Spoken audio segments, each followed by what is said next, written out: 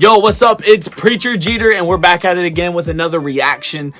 This is MGK, Don't Let Me Go. And to be honest, this is not a first reaction to it. I've already seen this song. I've already reacted to it. But I do want to break it down a little bit and talk about it because I do believe that this song is something different from MGK that we've never seen before. So I'm going to play it. I'm going to pause it every now and again, and we're going to break it down and try to figure out exactly where MGK is taking his career. As you guys know, the last couple of years in his music career has been crazy. He switched from rap to punk because of the whole beef with Eminem, where he ended up doing better than he ever did in his career, selling out stadiums and just going above and beyond to prove to the industry that he has something to bring that nobody else does. I know all the comments about him being, like a Little Peep ripoff, or a fake emo rapper, or not even a rapper. Whatever your opinion is about it, the facts are he is a talented artist. We're gonna watch Don't Let Me Go. I will pause occasionally and just try to figure out what's happening in the frames. We're gonna break down what some of the lyrics may mean. Yeah, without further ado, let's get into it.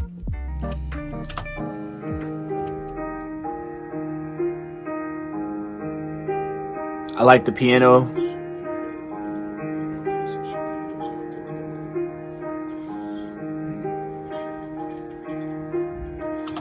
All right, so right off the bat, we have a slow piano beat. I do love the visuals of him and the silhouette kind of playing the piano. If you guys didn't know, he does play piano. He knows how to play. In the background, you can kind of hear some talking going on. He does this a lot in the different songs, and I think it's a good, like, from a music standpoint, it kind of sets the tone for it. Like, you kind of hear these different mumbles that's going on, and it's almost like we're getting an insight to his heart, his mind, and what's going on. It's just jumbled. You can't really tell what's going on, just like probably he can't really tell what's going on. And listen, just like I wish they would understand me one time. I had a breakdown and tatted my entire body except one line. Everything's just fine. Slip it again. All right, so a lot to break down there. I love that he brings up not listening, but then he says, like, I don't listen just like nobody else listens when I talk. I think that's a really cool double there. And then when he brings up the tattoo, if you guys didn't know, he did just get a full body tattoo, almost, well, not full body, but covering all of his torso. Go check out the tattoo. And it brings up a crazy point. Like, he said he did it because he had a breakdown.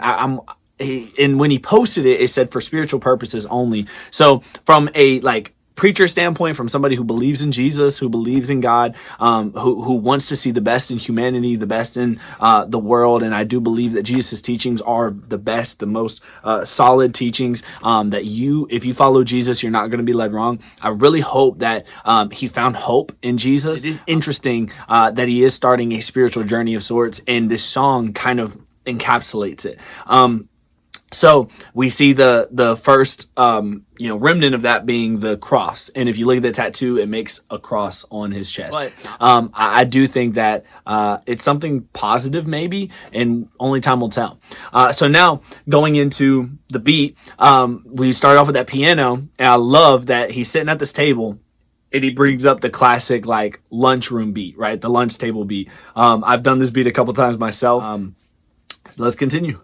Entire body except one line. Everything's just fine. Slip it again. There I go, slip it again. I'm acting different again. I see my family's reflection every time I look in the cup, and I sip it again. So now to mention the music video, we're seeing different versions of Machine Gun Kelly over the years. Hotel Diablo era, even before that, Rap Devil era, and then the pop punk era. And it's crazy to me that to think he had to literally get different hairstyles for each of these clips and different outfits. That the amount of detail and work put into this video, you have to appreciate. Can't help but talk about the flow that he has. It's a flow that honestly I've heard in some of his punk rock, and it is basically the double layered voices where he's like, I'm slipping again, and he labels his or he layers his low with his high. I'm slipping again. We're hearing that word a lot better and more clear than the other word. I see my family's reflection every time I look in the cup and I sip it again. I see my family's reflection every time I look in the cup and I sip it again. So meaning he's struggling with alcoholism, he's struggling with addiction, but every time he does do it, he thinks about his family. He sees his family. He sees the pain it brings. I think that's a very real and vulnerable line that a lot of people need to catch, especially if you're dealing with something like that. Be real about what you're dealing with. After the sins, tell me after all the sins, will I be mentioned again? Why do I care? If in the end it's just me and God, like I'm Christian again. So after all of the sins, after everything that's going on, why would I care when in the end it's me and God, like I'm Christian again? So obviously, you know, that points to MGK having some kind of past with Christianity and some kind of past with God, which I do think is important to note, and to say like, man, when in the end it's just going to be me and God, he's referencing that there is a God, and like he's Christian again. So let's continue. Before my dad left this earth, he made sure I took on every quality I didn't want. I was supposed to die at birth. Okay, so he talks about his dad. If you guys didn't know, his dad did pass away, and that always kind of haunted MGK. He talks about it in the song Paper Cuts, to be dying at birth. And it's cool because there's a song on his punk rock album. It's called Lonely. He actually put a snippet, I think it's his father or somebody, talking about how MGK was supposed to die at birth. The umbilical cord was like wrapped around his throat, or maybe MGK always lived his life thinking, man, am I really supposed to be here, or was I supposed to already be dead? I just called mom, said I forgive her for not being there when I needed one. So again, a line about his mom. You know, I don't really hear much about his mom and his music, and maybe that says it right there. It's because he didn't really have a good relationship with her. He never forgave her, but he said he called his mom and forgave her for not being there when he needed one, which I think, again, is one of those hard-hitting lines. It takes a process. Sometimes it takes literal years to do that. I'm coming back, just let me go. Now we got the chorus. I'm coming back, just let me go. Of course, we got the chorus. Very simple. Don't let me go. Or just let me go. I'm coming back, just let me go. And then, oh yeah, I'm coming back, just let me go. I'm coming back, don't let me go. Then he says, don't let me go. So it's one of those things where it's like, no, just let me go. Just let me go. Let me do me. Let me just figure it out. But on the inside, you're like, man, please don't. I also want to note that this sweater he has does say Lord. That is just another thing to hint on if we're talking about MGK starting a spiritual journey. Who am I when the music stops? He said, who am I when the music stops? And this is something that's explored by a lot of artists, but I really feel like it hits different for MGK because when the whole thing happened with Eminem, he really did kind of lose his status, but he gained that again through this punk era. So now as he's transitioning from the punk era, he's like, man, how do I maintain notoriety? How do I maintain the level at which I have still? Now he's getting real and he's like, wait a minute, what happens when all this is gone? I've been telling you over and over again in all of these songs. You see that it's just hard for me to be vulnerable because I blocked it off. I got trust issues. Growing up, no one was there to hear what I thought. My heart was broken like my ribs as a kid when me and my father fought. So my heart was broken like my ribs as a kid when me and my father fought. Again, kind of flashing back to his father being there and being abusive. And it's just, that's a very easy simile, but it really just kind of hits different. You know what I mean? Yeah, I'm medicating with something that I cannot pronounce, but it's what the doctor gave me. I have to say, out of all the flows in this song, I have to appreciate this flow the best because I was like expecting something when I was like, oh no, I've heard this flow from him, and then he switched it up with that. So I'm gonna run that back, and of course I'm medicating with something that I can't pronounce, but the doctor gave me. Again, just him trying to solve the pain in his heart. But I love this flow here. That I cannot pronounce, but it's what the doctor gave me. Rehab patient with a pen and some paper. The psychiatrist keeps evaluating with the fact that my hand wasn't on her stomach when we lost the baby. How can I live with the fact that my hand wasn't on her stomach when we lost the baby? So again, that points back to his relationship with Megan Fox and them losing a baby. A song called Last November, or November, one of the two. But it was on his bonus feature last album.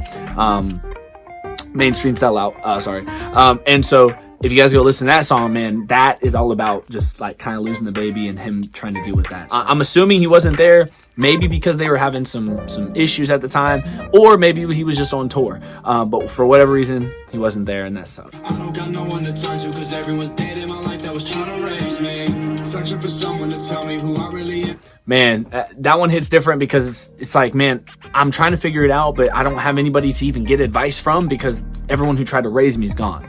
And that just hits completely different, because imagine being in a place where you're like, man, let me just call my mom. Oh, she's dead. Let me call my dad. He's dead. Let me call my aunt. She's dead. I mean, that's crazy. It's crazy to think about. I don't know when I look in the mirror, constantly dreading the day that the audience might not be screaming for me anymore. I'm coming back, just let me go. I'm coming back, just let me go, yeah. I'm coming back, just let me go. I love that he's keeping like a beat going here, but it's almost like a heartbeat as well. And I love if we want to talk about the lyrics in our sense, like, I'm coming back, just let me go. Maybe he's talking to his fans, like saying, hey, I'm coming back, but you guys got to let me go. You guys got to let me figure out. You guys got to let me be a little vulnerable. And then, I'll be back.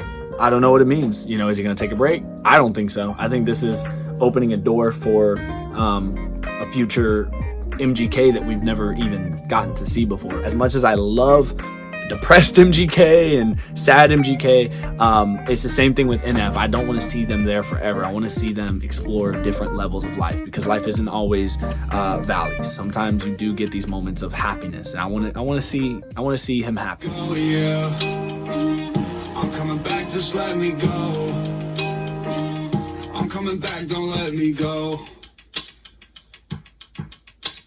And I love that at the end of it, the beat drops out and it's just him doing it again, showing that MGK can drum, he can play the piano, he can do a lot put into this. It's a beautiful song. Added it to my playlist immediately, and I'm excited to see what's next for MGK. If you guys like this content, please do me a favor and give me a follow, subscribe, comment, like it, do whatever, share it to 3 people you know that might be fans of MGK or haters of MGK, and let's blow this video up.